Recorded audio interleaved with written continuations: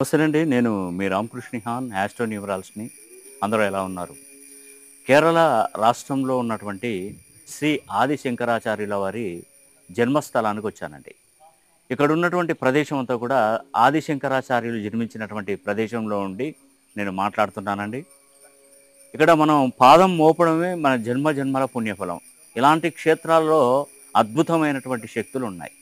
నిజంగా మీకు తెలుసు ఆది శంకరాచార్యుల చరిత్ర ఏంటో.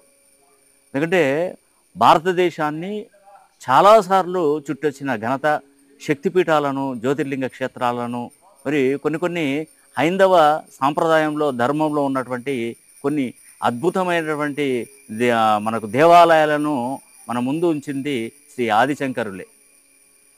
ఇక్కడికి రావడానికి కారణం ఏంటంటే ఆగస్టు 9వ తారీఖున నేను శని హోమం జరిపిస్తున్నాను. ఈ శని హోమం అనేది కూడా ప్రతి ఒక్కరు చేయించుకోవాలండి.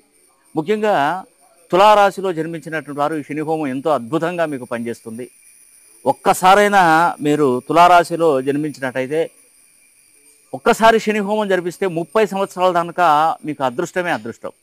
2034 వరకు తులారాశి వారికి మంచి అదృష్ట యోగం అనేది కూడా ఉంది.